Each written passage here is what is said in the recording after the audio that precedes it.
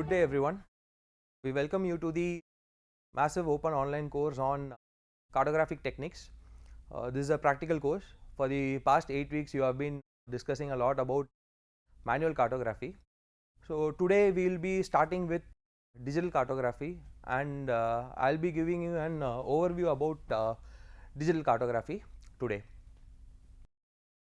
The content of this particular lecture is going to be what is digital cartography first, and why do we need it, what is the requirement of digital cartography, and then we will discuss about few applications, and we will also discuss about the major core components that you should have a hold about, and then I will show you the major points that you should always have a hold about.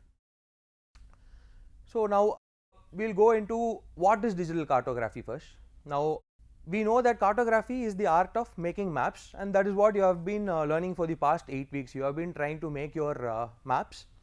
So we know that it is an art of making maps. Now when we talk about digital cartography, we try to bring in the new digital technologies into cartography.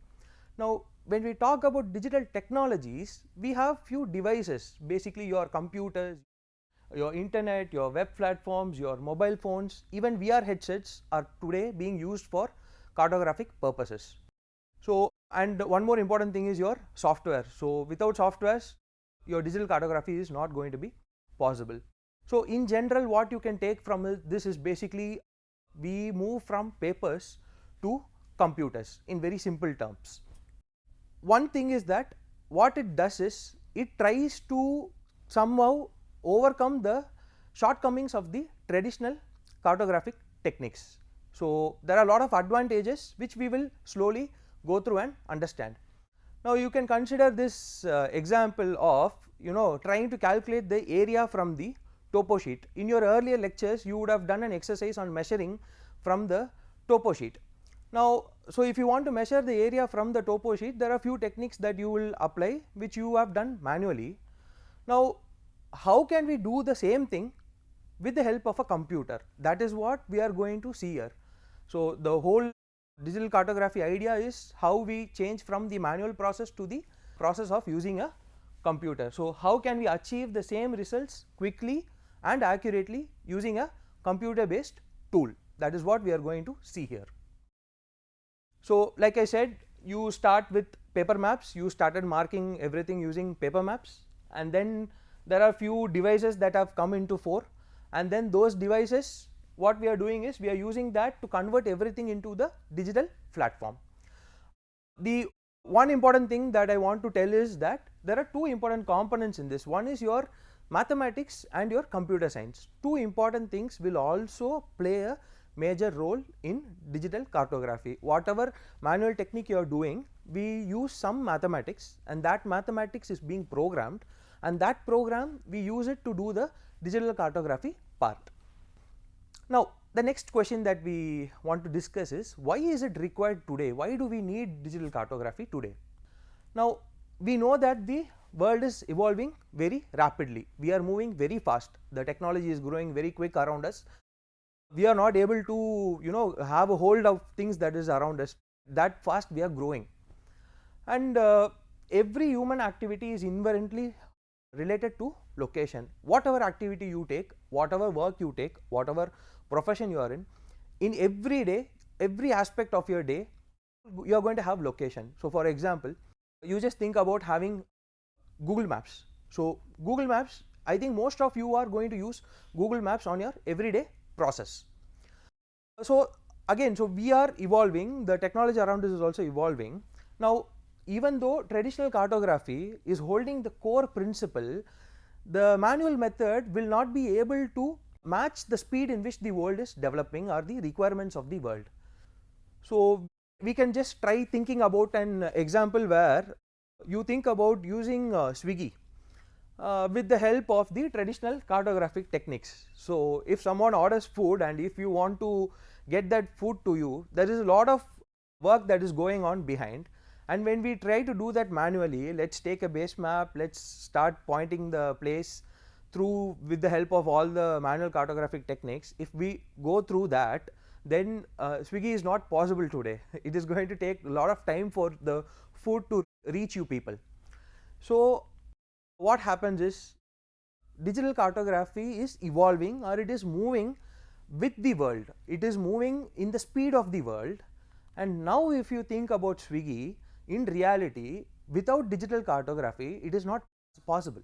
So digital cartography, the major thing is that it is able to come along with the rapid growth of the world. Now one more scenario, again we will go to a scenario of flooding, and again the calculation of area of a lake.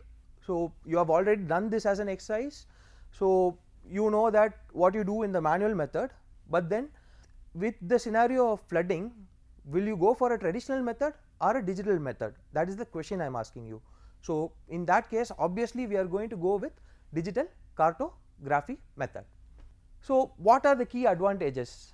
So like I said, the accuracy and speed of mapping is going to improve. Obviously in your manual methods there is going to be a lot of human errors, and it is going to affect your accuracy. So you will have good accuracy, and the speed of mapping, the way in which you get the information, or the way in which you get the outputs, that is going to improve.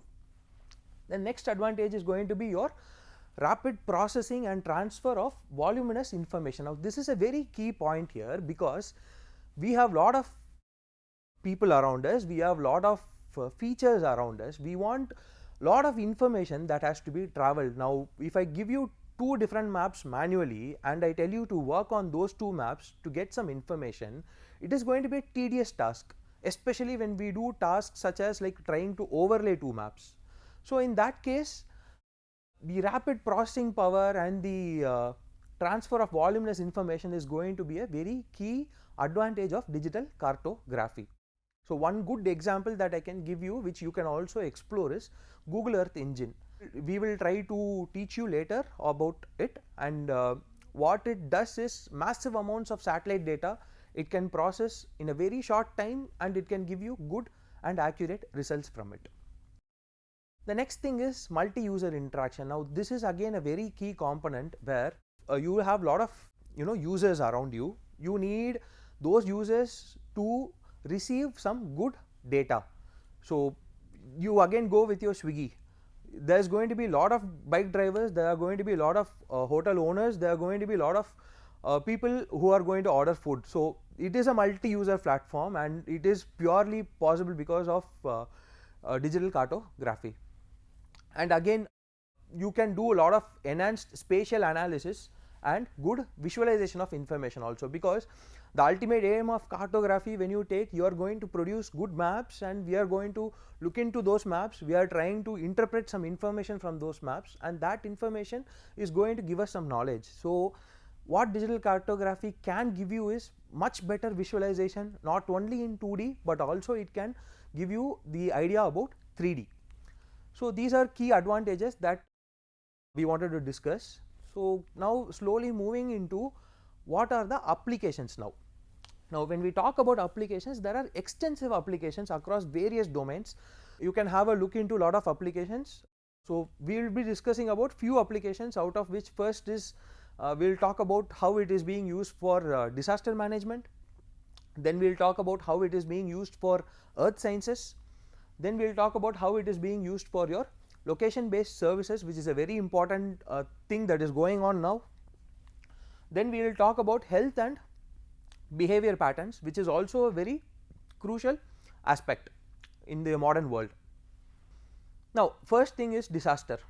We are not going to the depth of every disaster, but I am going to introduce you to few places where it is being used. So now first thing is in terms of flood mapping and simulation. So if you want to just see for some amount of rainfall how much my city is going to get flooded, so in that case we go with flood mapping and simulation task, where again digital cartography helps you to get all the layers, it helps you to do a quick processing and generates a quick output.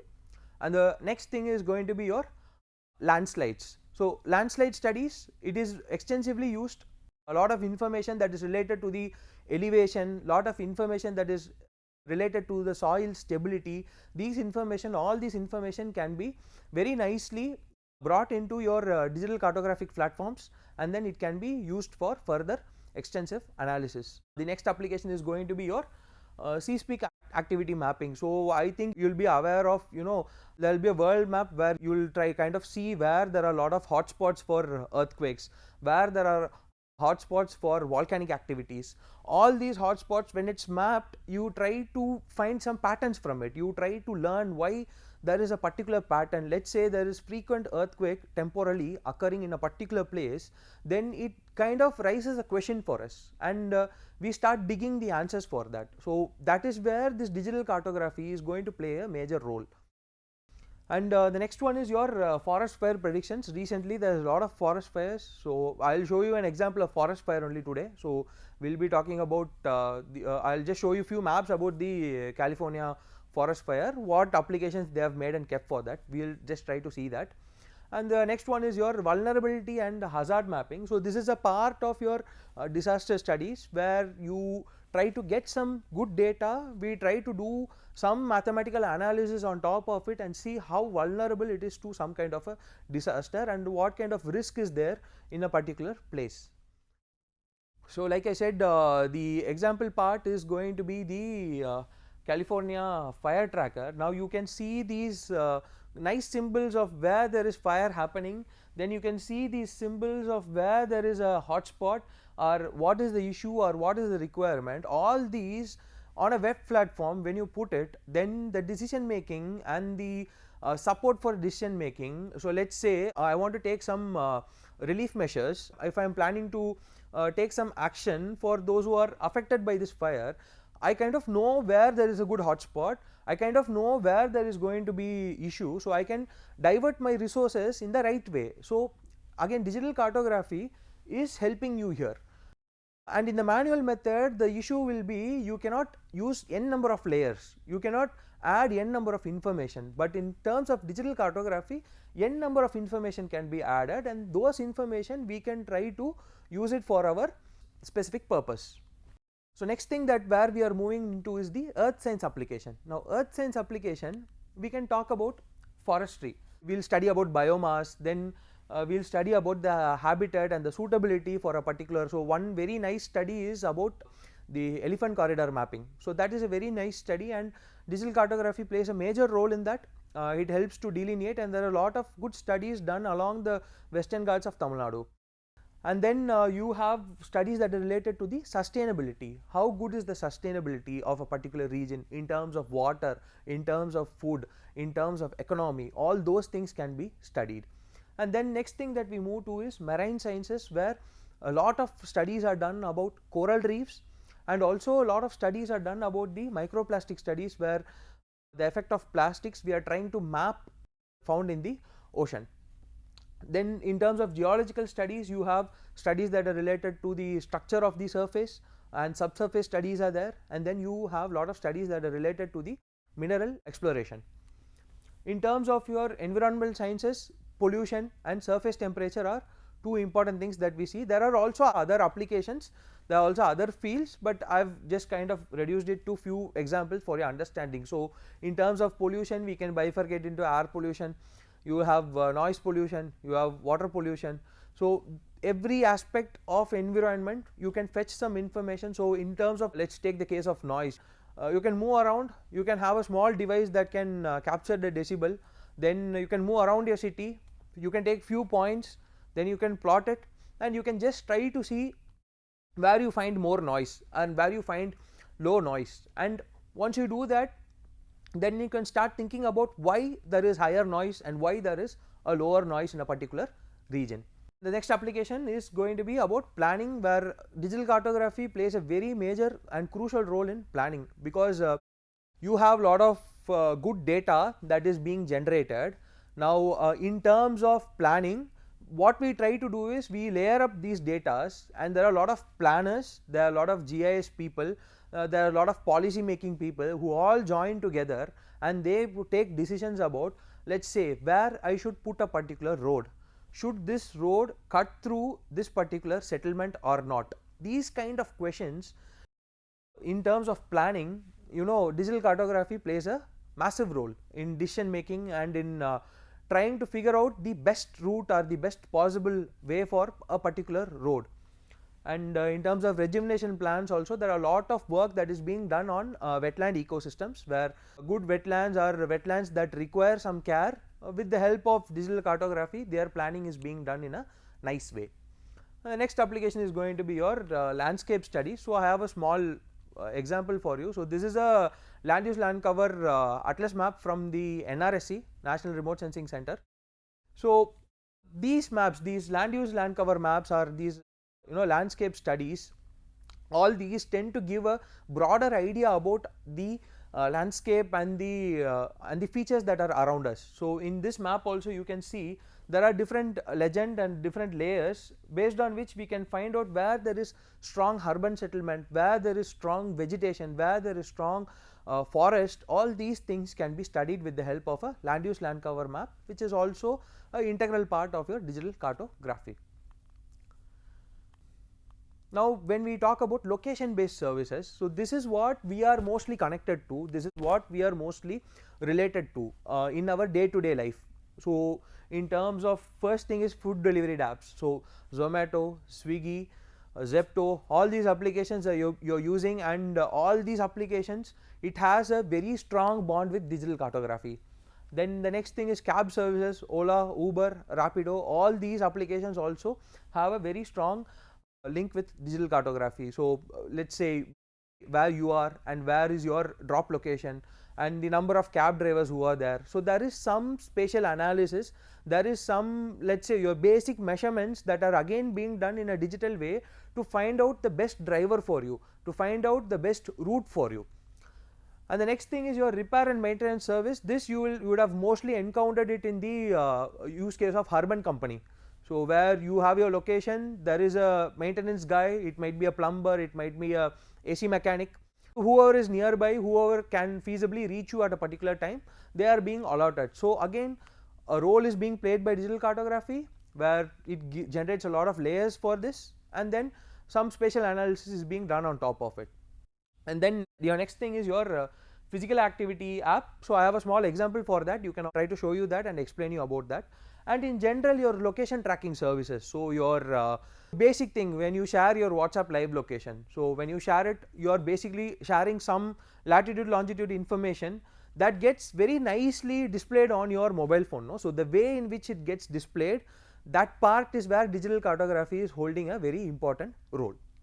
So the physical activity app is Nike Run Club app. So this is a very small app which helps to track your path, where you are walking, the number of steps that you are taking, the distance you have covered. So all this information, and then this information is being very nicely rendered. It also tracks your latitude and your longitude of your path, and it displays you the path, showing how you have moved, where you have moved, and if you are able to see, it will also show you where you have achieved your respective kilometer, the first kilometer, the second kilometer, and the fourth kilometer, where you have achieved it. So these are few applications in terms of location based services. And the next one, and a very interesting one, is your health and behavior pattern studies. So you have lot of applications here. One is your epidemiology application, then you have public health, then you have your behavioral studies, your mental health, and your health equity and disparity. Now these things might be a bit new for you, but I will try to concise it in a more simple way for you and in a more efficient way for you. So in terms of epidemiology, we have a good example. I will show you that example, you can have a look into that example and you will get an understanding of what it is. The next thing is your public health. So where is my hospital and where is my ambulance? Now what area my ambulance can service, what area if my ambulance services, it will be efficient. Can he go pick up a patient for a particular triage level and bring him back in time to save his life?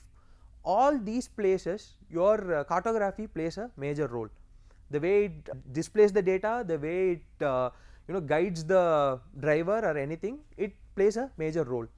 And in terms of your behavioral studies, so your lifestyle, your pattern, or the way you think or the way you move, that is being very nicely mapped.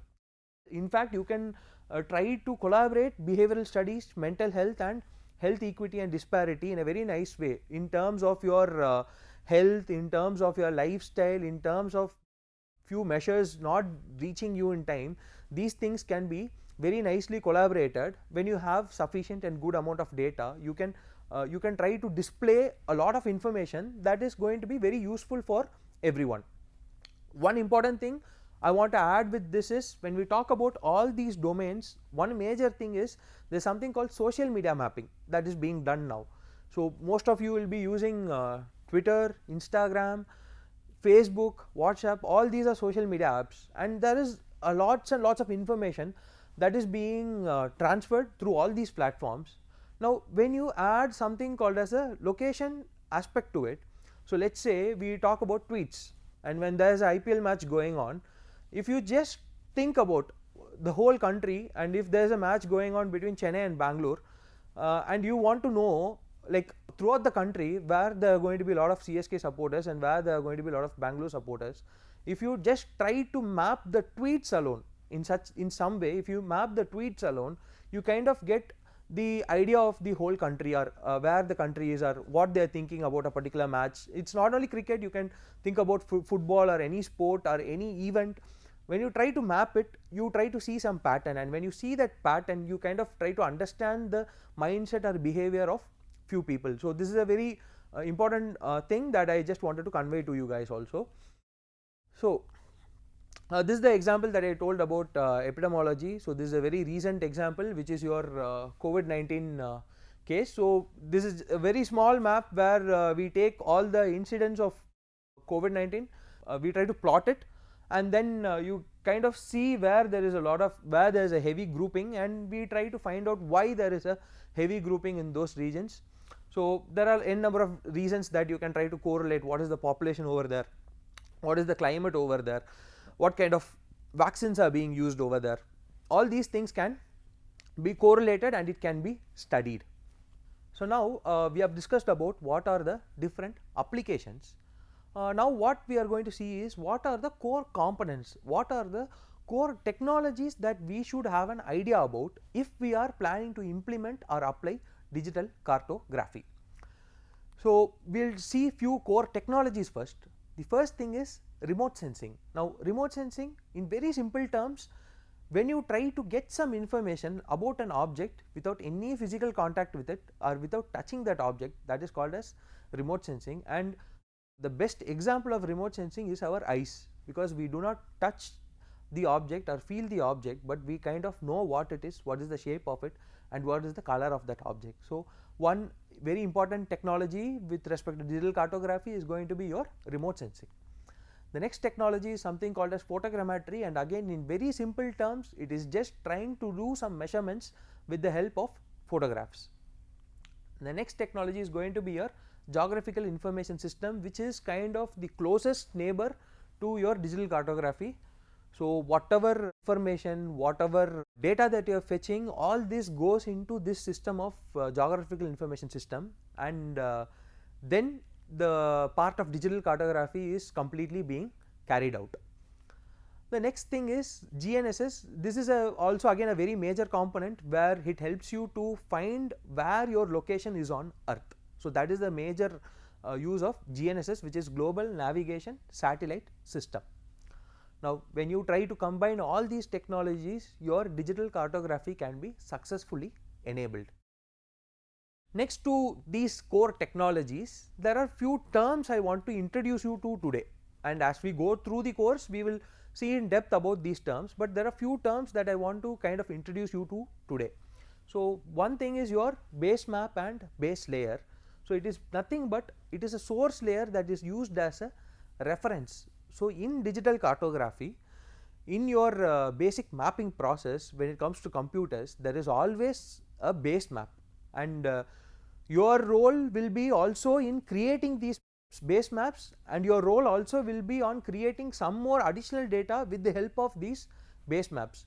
Now we saw a few technologies behind, which is your remote sensing, your photogrammetry, your GIS, your GNSS. All these technologies plays a role in creation of this base map also, and on top of that you can create your own digital data and you can try to visualize it. So now this is a small example of a base map. Sentinel-2 is a satellite imagery which I have shown you here, and so the resolution of this image is quite less, so you see a very blurry image.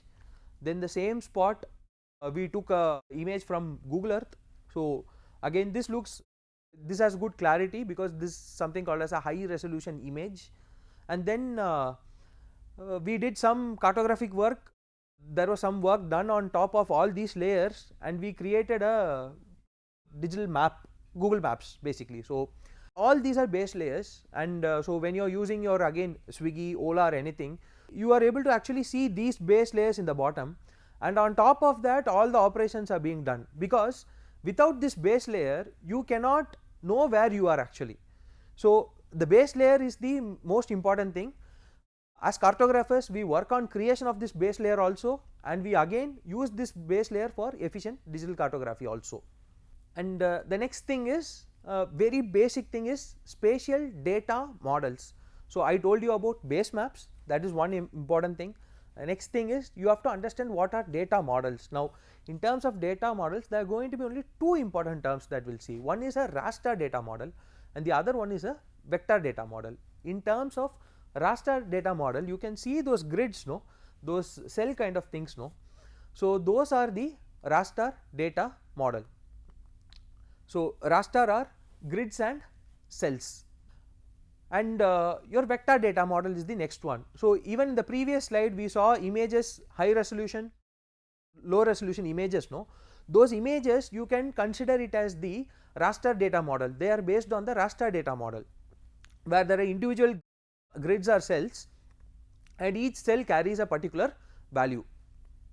In terms of vector data model, you saw that Google Maps image, right. So that is a vector data model where properly all those information is being vectorized. So the term is vectorized actually, and when we want to vectorize some information, there is basically three different formats with which we will try to vectorize it, or three different geometries with which we will try to vectorize it. One is your point, the next one is your line, and the next one is your polygon. So three different geometries we will use in our spatial data model for vector analysis, and your raster is also going to be playing a very major role.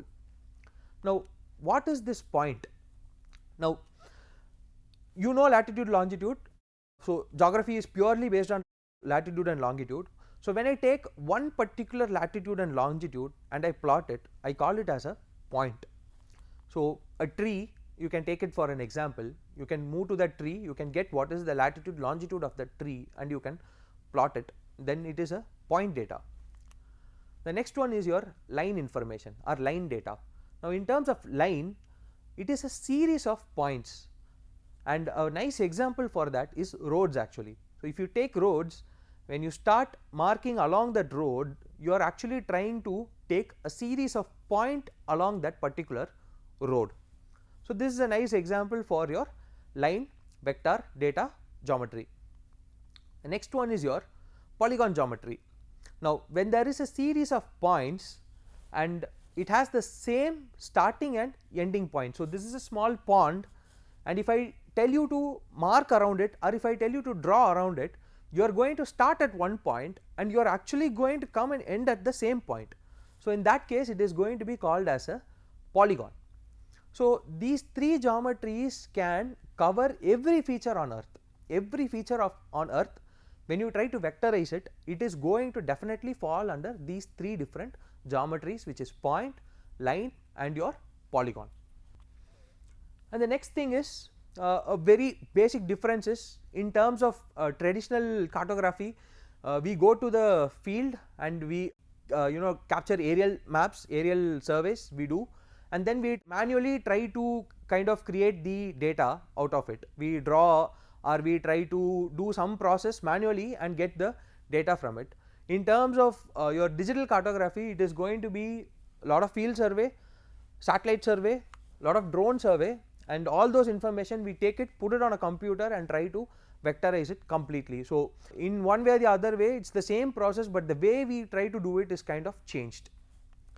So this is kind of a very basic workflow of how digital cartography actually works. So your first point is you try to create good base layers or good base maps. then we create some meaningful spatial data on top of it. Now the spatial data part, I will just quickly tell you what is this spatial word. So spatial is nothing but any information that has some location attribute attached to it. So we saw the example of tree. Now the tree will have a particular, it will be a particular type of tree, and the tree can have a particular age also, and when we attach some latitude longitude information to it, it becomes some spatial data. And you like we saw about the different data models. So when you are creating spatial data, there is going to be different data models, and there is also going to be different data formats which you will see in your subsequent lectures. So we create good spatial data, and then we do some good analysis on top of that spatial data. So you can try to relate it with all your Ola, Uber, your Swiggy, all your LBS applications, where there is some analysis that is going on based on the position of the driver, the hotel, and yourself. And then after spatial analysis, we try to design good maps, we try to represent it in a nice way. So there digital cartography plays a very major role. The way it represents this information, the way it shows this information, that is where it plays a major role. And then there is going to be decision making. So in terms of again food, how much time is it going to take to reach my place? Can I go and have a small shower before that?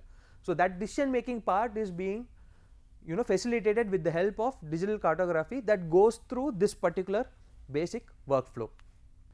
So yeah, quickly just I will tell you what are the major points you should remember from this lecture. So your first thing is, when we use some digital technology to make maps, then it is basically your digital cartography, and it is fast, it is reliable, it is accurate, and it is efficient also. And then we saw vast number of applications. In fact, I have covered only 20 or 25% of the applications. There is still lots and lots of applications for digital cartography. And then one important thing is that you saw an interrelation with various different technologies. I kind of explained to you about 4 different technologies here: remote sensing, photogrammetry, geographical information system, and global navigation satellite system. So you can find that digital cartography kind of interrelates all these technologies based on its requirement. And then we discussed about the basic workflow involved in digital cartography, where you start with a base map, you create some good data, then you do some analysis on top of it, and then you make good maps out of it, and then it moves to the decision making part. So with that, we will wind up this lecture, and I will meet you for the next lecture. Thank you.